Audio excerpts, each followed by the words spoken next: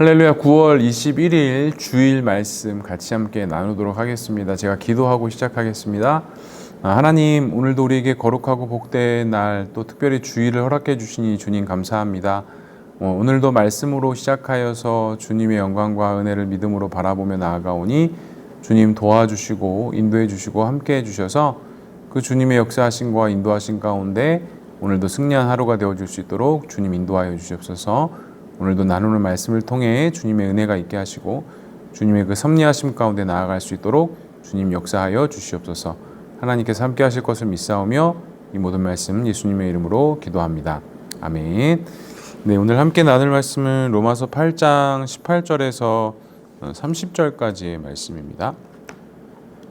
로마서 8장 18절에서 30절까지의 말씀 제가 봉독해 드리겠습니다. 생각하건대 현재의 고난은 장차 우리에게 나타날 영광과 비교할 수 없도다. 피조물이 고대하는 바는 하나님의 아들들이 나타나는 것이니 피조물이 허무한데 굴복하는 것은 자기 뜻이 아니요 오직 굴복하게 하시는 이로 말미암느니라. 그 바라는 것은 피조물도 썩어짐의 종노릇한 데에서 해방되어 하나님의 자녀들의 영광의 자유에 이르는 것이니라. 피조물이 다 이제까지 함께 탄식하며 함께 고통을 겪고 있는 것을 우리가 아느니라. 그뿐 아니라 또한 우리 곧 성령의 처음 익은 열매를 받은 우리까지도 속으로 탄식하여 양자될 것 곧 우리 몸의 속량을 기다리니라. 우리가 소망으로 구원을 얻었음에 보이는 소망이 아니니 보는 것을 누가 바라리요. 만일 우리가 보지 못하는 것을 바라면 참으로 기다릴지니라. 이와 같이 성령도 우리의 연약함을 도우시나니 우리는 마땅히 기도할 바를 알지 못하나 오직 성령이 말할 수 없는 탄식으로 우리를 위하여 친히 간구하시느니라. 마음을 살피시는 이가 성령의 생각을 아시나니 이는 성령이 하나님의 뜻대로 성도를 위하여 간구하심이라. 우리가 알거니와 하나님을 사랑하는 자 곧 그의 뜻대로 부르심을 입은 자들에게는 모든 것이 협력하여 선을 이루느니라. 하나님이 미리 아신 자들을 또한 그 아들의 형상을 본받게 하기 위하여 미리 정하셨으니 이는 그로 많은 형제 중에 맏아들이 되게 하려 하심이라. 또 미리 정하신 그들을 또한 부르시고 부르신 그들을 또한 의롭다 하시고 의롭다 하신 그들을 또한 영화롭게 하셨느니라. 아멘. 네, 오늘도 말씀으로 하루를 시작하게 하시니 감사합니다. 이제 로마서 중반부를 지나서 이제 뒷부분으로 넘어가는 부분입니다. 어제 말씀은 우리가 자녀됨의 은혜로서 살아가는 은혜, 축복, 또 그 자녀됨의 삶에 있어서의 함께 가지고 가야 할 그런 고난과 역경의 삶을 감수하고 감당해야 하는 것.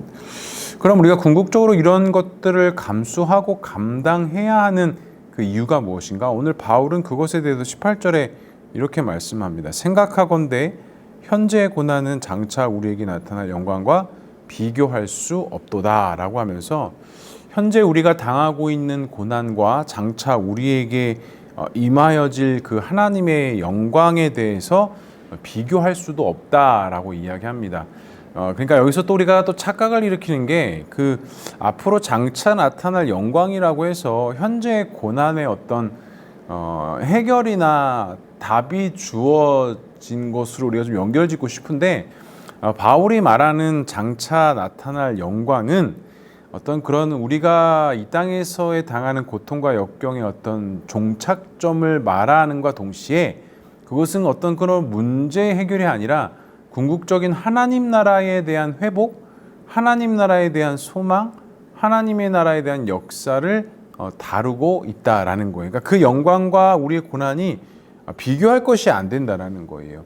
그러니까 우리에게 있어서 굴복은 하나님의 영이 아니라 육신의 연약함과 나약함 때문에 오는 것이지 하나님의 영광과 하나님의 은혜로서 주어지는 그 구원의 은혜는 우리에게 그 어떠한 것보다도 비교할 수 없을 만큼 값진 것이다 라고 이야기하는 거예요.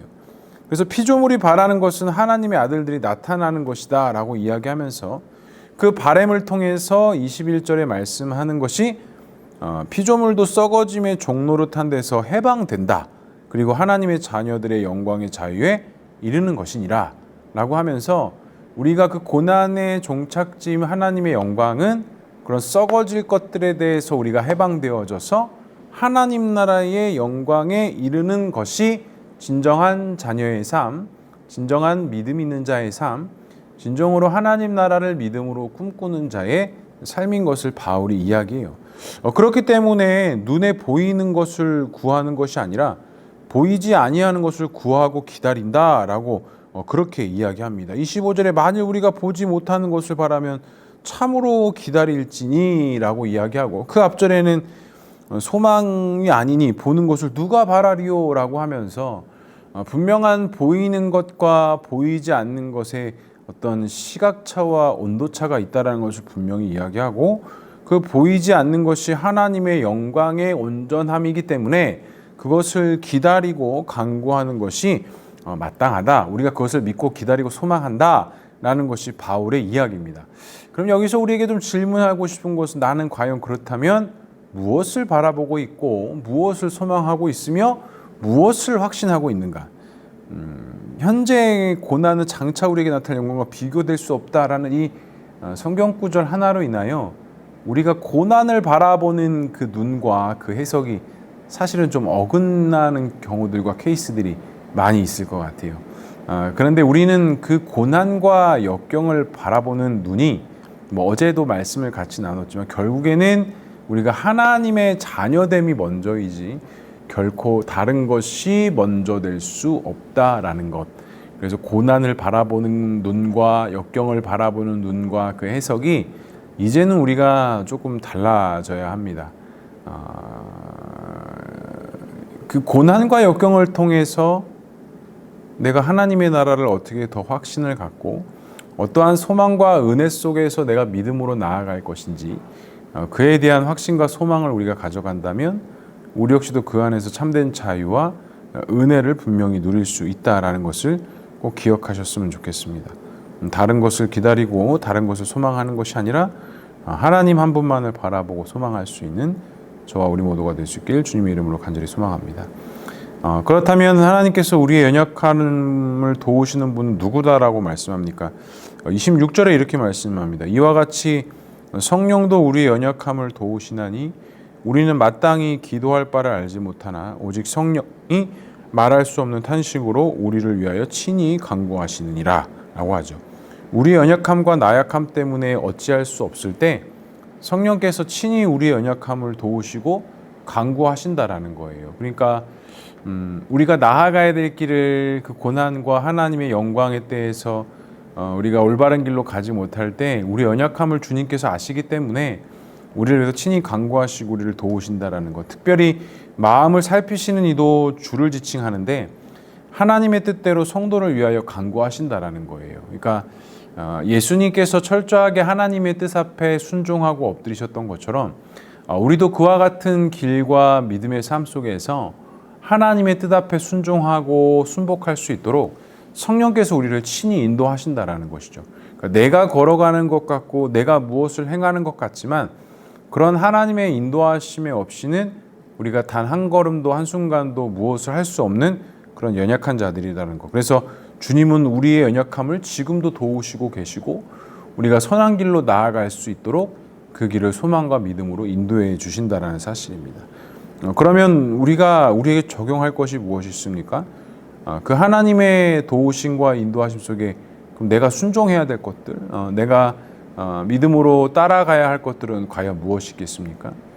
간절히 바라기는 내가 하고자 하는 것, 내가 하고 싶은 것이 아니라 주님이 뜻하시고 말씀하신 것들을 우리가 발견해서 그 가운데서 참된 진리를 발견할 수 있는 저와 우리 모두가 될 수 있길 주님의 이름으로 간절히 소망합니다. 그럼 마지막 세 번째로 부르심의 은혜 가운데 있는 성도의 모습은 무엇일까요? 28절에 이렇게 말씀합니다.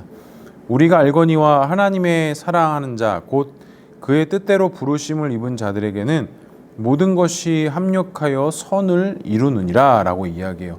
그러니까 하나님의 뜻대로 부르심을 입은 자들이 함께 모여서 하나님의 뜻을 이룬다라는 거예요. 그러니까 성도는 하나님의 부르심 가운데 순종하여서 우리가 함께 협력하고 함께하여 주님의 뜻을 이루어가는 것을 말씀하는 거예요. 다른 것을 이루고 다른 것을 행하는 것이 아니라 우리의 연약함을 도우시는 하나님께서 우리를 각자의 부르심에 따라 서로 협력하여서 하늘의 뜻을 이루어 가신다라는 것. 우리의 뜻을 이루어가는 것이 아니라 하나님의 뜻을 이루어 가신다라는 것. 그리고 이어지는 29절과 30절의 말씀에도 보면 좀 우리가 살펴봐야 될 게 29절에 보면 하나님이 미리 하신 자들을 또한 그의 아들의 형상을 본받기 위하여 미리 정하셨으니, 여기서 이제 미리라는 말이 등장합니다. 30절에도 또 미리 정하신 그들을 또한 부르시고 부르신 그들을 또한 의롭다 하시고 의롭다 하신 그들을 또한 영화롭게 하셨느니라. 그래서 미리가 나오는데 여기서 이 미리라는 건 하나님의 계획하심과 하나님의 섭리입니다. 하나님은 모든 것을 디자인하고 계시고 모든 것이 하나님의 그 계획과 섭리 속에 있다라는 것. 그러니까 우리가 말하는 하나님의 절대 주권을 인정하고 그 가운데 순종으로 나아가는 것. 그러니까 사도 바울은 그것을 통해서 이제 미리 하신 바, 그들을 또한 의롭게 하시기 위해서 또한 그런 미리 부르셨다라고 이렇게 이야기하죠. 그러니까 하나님의 절대 주권과 섭리가 우리의 삶 속에서도 우리 영역 속에서도 동일하게 있다라는 것을 꼭 기억해야 됩니다. 그래서 다른 어떤 길, 다른 계획, 다른 소망이 아니라 철저하게 우리는 하나님께서 계획하시고 섭리하신 그 믿음의 길 속에서 그 길을 걸어가고 있다라는 것을 꼭 기억하셨으면 좋겠습니다. 오늘도 우리가 함께 모여서 주일 예배를 드립니다. 오늘도 미리 예비하신 그 하나님의 은혜, 미리 부르신 우리를 통해 하나님의 뜻을 이루고 하나님의 소망을 이루어가는 것, 그래서 간절히 바랍니다. 오늘의 우리의 부르심이 하나님을 향한 온전한 믿음의 부르심이 될 수 있도록 오늘도 우리가 주님의 도우심과 인도하심 속에 승리하는 그 길을 걸어갈 수 있도록 오늘도 우리가 주님 앞에 나와서 함께 기도하고 함께 예배하고 함께 교제하며 나아갈 수 있는 귀하고 복된 주일 될 수 있기를 주님의 이름으로 간절히 축복합니다. 기도하겠습니다. 사랑하는 하나님, 감사합니다. 오늘도 거룩하고 복된 주일 주님 전에 나와서 함께 예배드리기 전에 말씀으로 시작하게 하시니 감사합니다. 우리를 도우시고 우리를 소망으로 이끄시는 그 하나님의 은혜 앞에 믿음으로 서게 하시고 우리 연약함을 도우시고 또 우리를 위해서 탄식으로 기도하시는 그 하나님의 은혜를 기억하여서 오늘도 믿음의 승리함으로 그 길을 걸어갈 수 있도록 주님 역사하여 주시옵소서. 하나님께서 함께 하실 것을 믿사오며 이 모든 말씀 예수님의 이름으로 기도합니다. 아멘. 네, 감사합니다. 이따 교회에서 뵙겠습니다.